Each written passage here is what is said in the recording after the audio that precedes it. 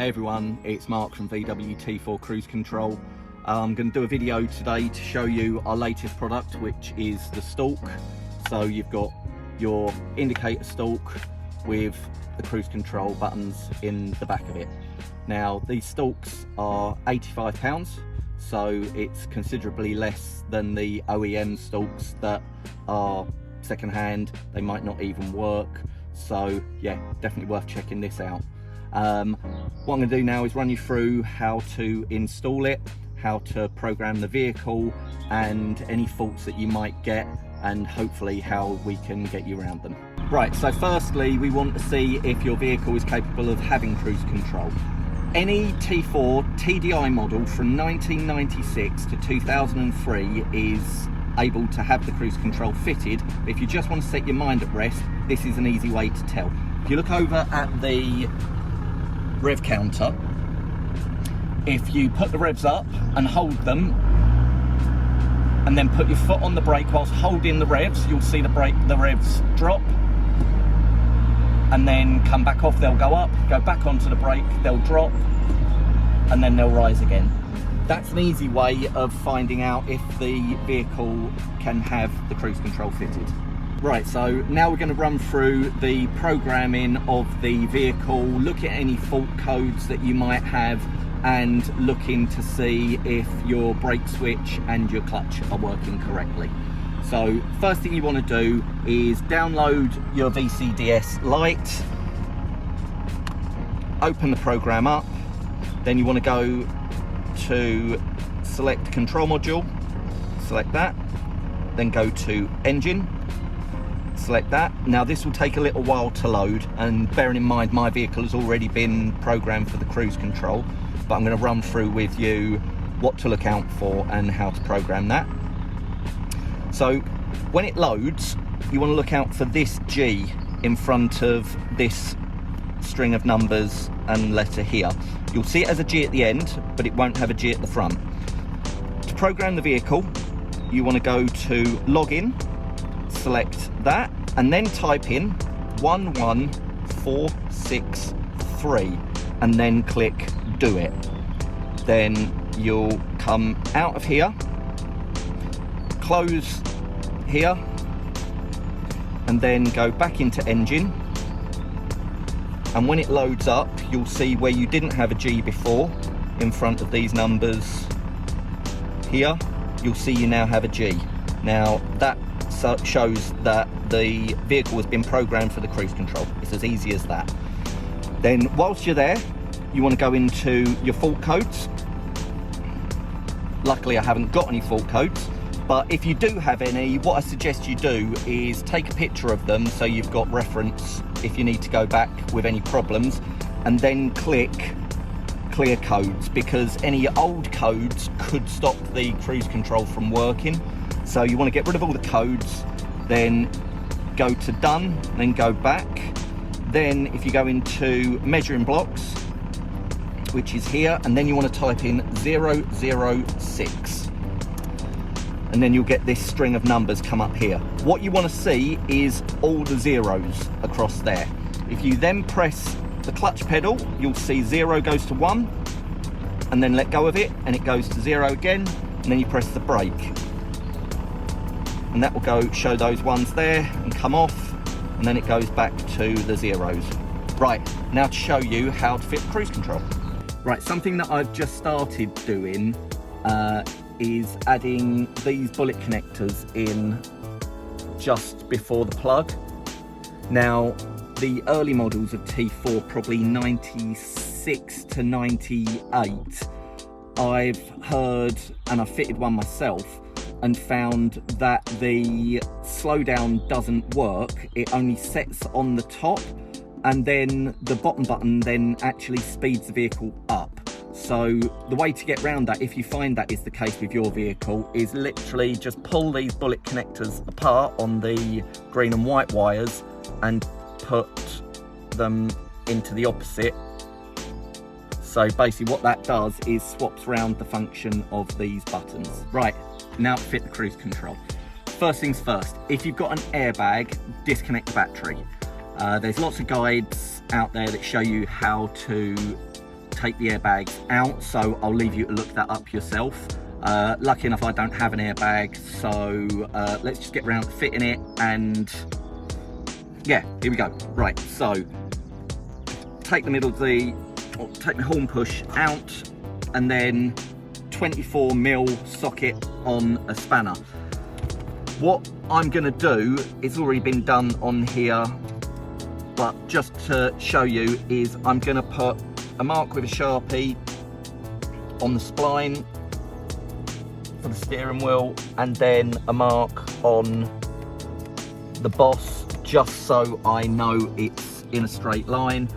And also make sure your wheels are straight as well before you take your steering wheel off. So get your socket onto the 24mm nut, and then you want to give it a bit to get it off.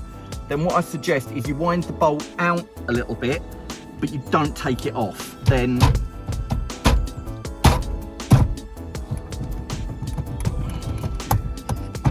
there it goes. So when the steering wheel's loose,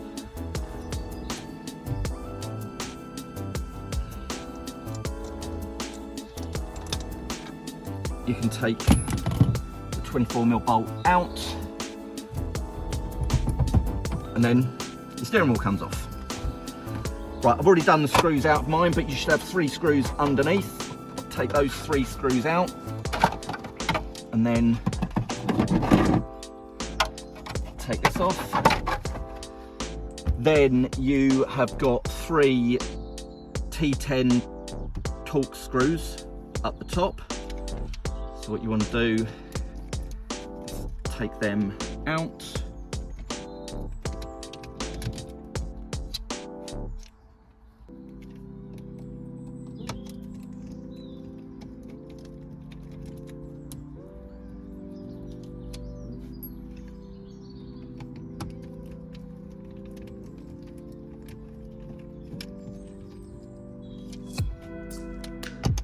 Right, once they're out, you can just get the old indicator stalk, give it a wobble, and the stalk comes off. Then you get your new stalk.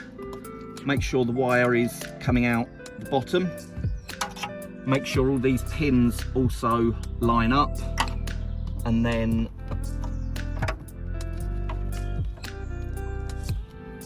line those up.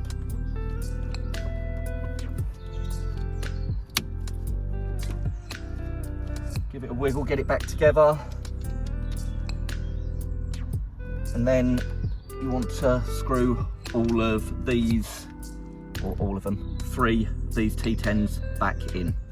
Right, these T10s can be a bit of a pain in the butt to get them in, so what I kind of suggest is you give it a bit of a wiggle. Start one off when you feel that that's biting, go to the next one, don't go all the way with it though, and then gradually do them up. Obviously don't over tighten them because it's only plastic behind. Once they're nipped up, they're absolutely fine.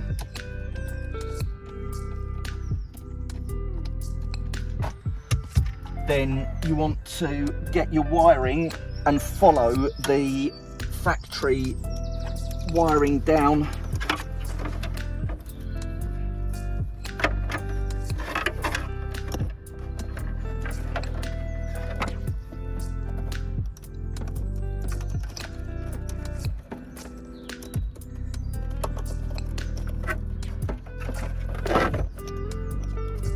There we go, you just want to follow that down, and what I'm now going to do is get some cable ties and just secure the wiring in place. Just get the cable ties. Obviously you want to do this because all your steering column and everything like that, you don't want it to get caught around pedals for obvious reasons. You can take this understeering cowling off, but I thought I'd just do it the hard way.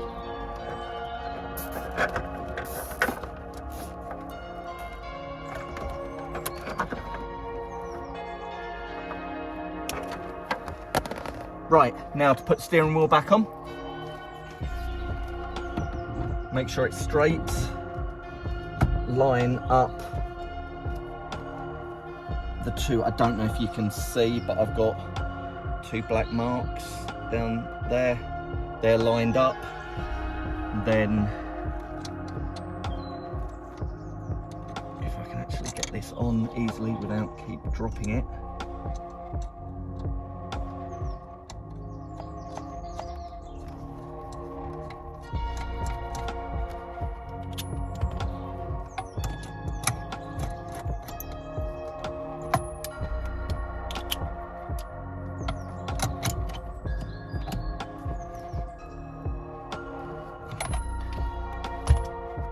Go and get my horn push.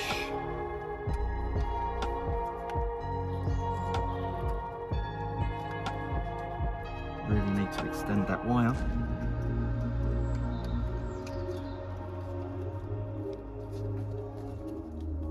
And then put my horn push back in.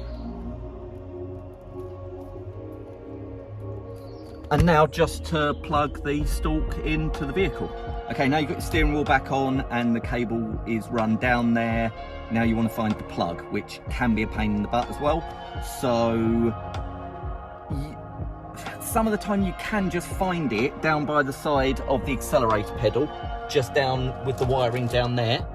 But what I'm going to show you to do is I'm actually just going to drop the fuse box down, which makes it quite a lot easier to get to.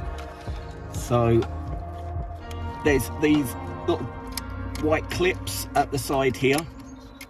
You want to release both of those, there's one either side, and then lift the fuse box back and very gently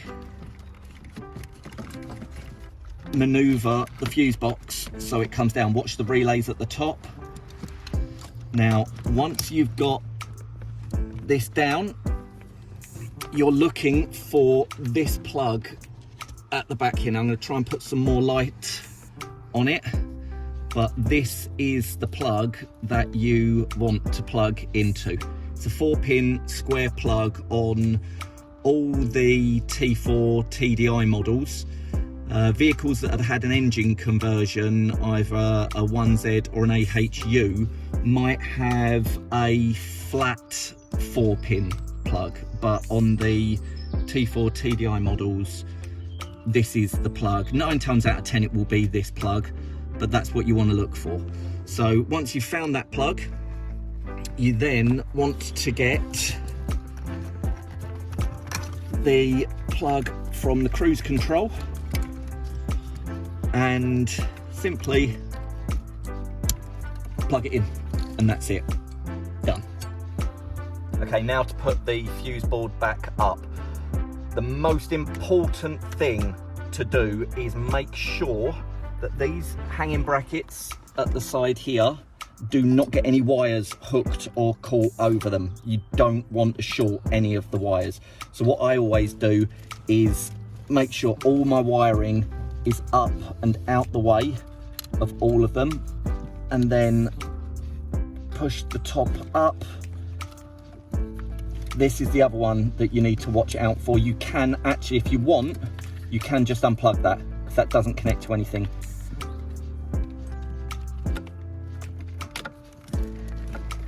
You push that back up, locate the lugs back in.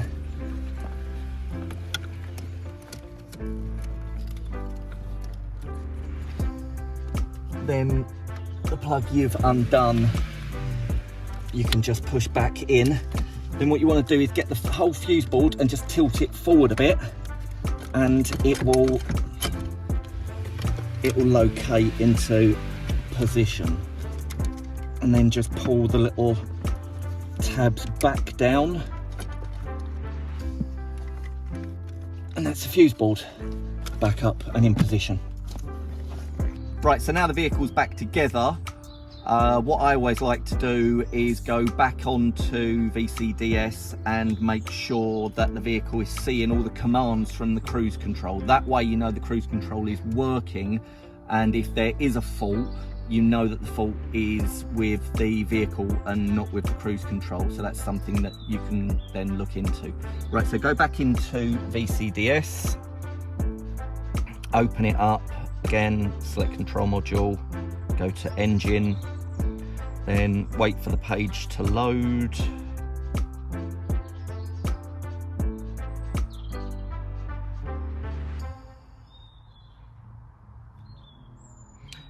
Then once that's done, go into measuring blocks. Again, when you're in measuring blocks 006, and you will get these ones come up. Right, so the cruise control is on at the moment.